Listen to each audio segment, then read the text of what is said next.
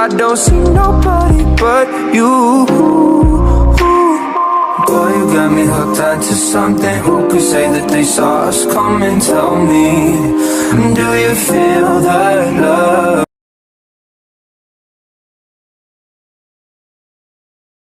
Halo arek-arek Surabaya, apa kabar semuanya? Kali ini kami sudah di Museum Dr. Sutomo. Di tempat inilah Dr. Sutomo itu mulai dari lahir, rekapannya mulai sampai dengan wafat di Surabaya. Ayo ikuti perjalanan kami. Oke semuanya, kita sudah berada di gate pertama, pintu masuk. Dan di belakang saya, di situ ada zona pertama, di mana zona tersebut akan menceritakan perjalanan Dr. Sutomo mulai dari lahir sampai sebelum beliau terjun ke kemerdekaan untuk mempertaruhkan kemerdekaan Indonesia. Mari kita mulai ke zona pertama. Gedung ini bernama Gedung Nasional Indonesia Surabaya, yang tujuannya adalah sebagai tempat pertemuan, kumpulan rapat, dan masih banyak lagi. Pendirian gedung ini disambut hangat oleh seluruh kalangan masyarakat, bukan hanya dari panitia dan ketua Dr. Sutomo. Sekarang kita berada di zona pertama, yaitu yang membahas tentang semua perjalanan hidup dari Dr. Sutomo mulai dia lahir hingga wafat di Surabaya.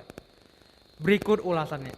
Raden Sutomo lahir dengan nama Subroto di Ngepeng, Nganjuk, Jawa Timur pada tanggal 30 Juli 1888. Beliau bersekolah di ILS, kemudian masuk sekolah Stovia di Batavia. Kemudian lulus pada tanggal 12 April 1911, dan setelah itu beliau menjalani masa tugasnya di Lubuk Pakam, Malang, Kepanjen, Mangetan, dan Blora. Singkat cerita, beliau bertemu dengan seorang juru rawat yang bernama Everdina J. Broering dan menikah pada tahun 1917. Melanjutkan studinya di Belanda pada tahun 1919.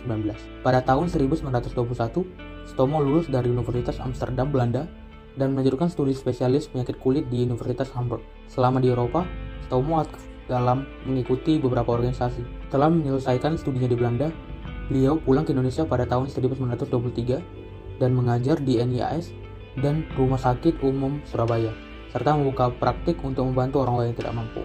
Beliau juga memimpin beberapa majalah dan surat kabar untuk memperjuangkan aspirasi masyarakat. Istrinya pun jatuh sakit dan disarankan untuk kembali ke negeri Belanda.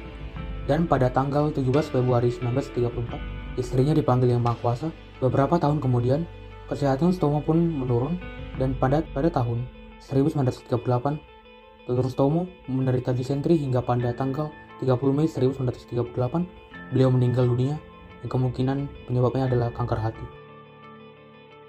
Ini adalah peta yang digunakan Dr. Sutomo untuk melaksanakan tugas pengabdiannya di wilayah Jawa maupun di luar Jawa, sampai mengantarkan istrinya ke peristirahatan Klaket di Malang. Ini adalah beberapa foto beliau bersama sang istri, yaitu Everdina J. Broering dan keluarganya. Ini adalah beberapa foto dokumentasi pada saat beliau dimakamkan di Makam Kembang Kuning, Surabaya pada tahun 1934. Ini adalah beberapa peninggalan dari Dr. Sutomo, seperti tas kerjanya, mikroskop yang beliau pakai saat praktek, ruang tunggu, ruang praktek Dr. Sutomo di Rumah Sakit Sentral Rujelzike Ziekenhuizen CBZ di kota Surabaya. Oke semuanya, kita sudah berada di zona yang kedua. Nah, di zona yang kedua ini akan menceritakan pergerakan nasional yang dilakukan oleh Dr. Sutomo, mulai dari pembuatan organisasi Budi Utomo, lalu pembangunan Gedung Nasional Indonesia beserta pendopo ini, dan nantinya Bank Indonesia memberikan sebuah apresiasi dan penghargaan kepada Dr. Sutomo karena telah membakar semangat para pemuda dengan mencantumkan foto beliau di salah satu mata uang, yaitu mata uang Rp1.000. Langsung saja.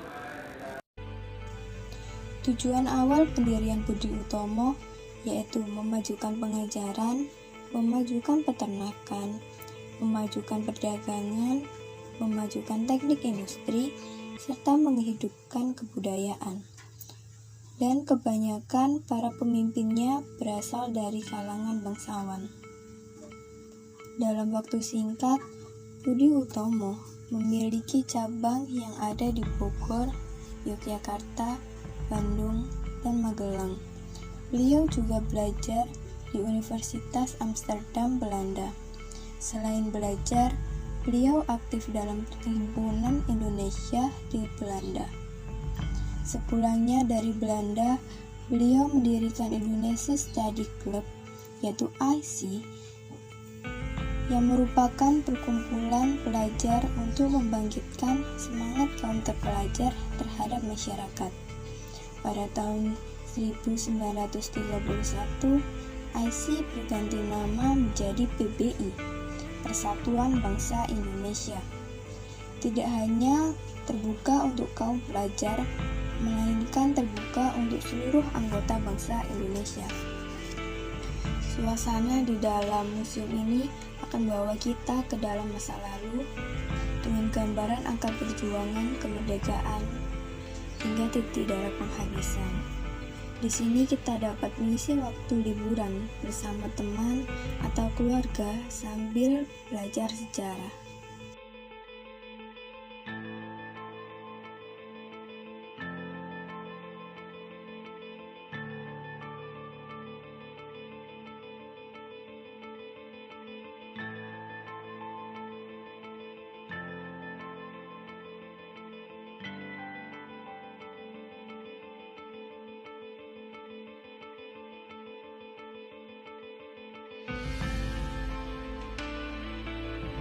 Dan pada tahun 1980, Bank Indonesia telah merilis mata uang yang di dalamnya terdapat foto Dr. Sutomo sebagai bentuk penghargaan serta penghormatan kepada beliau.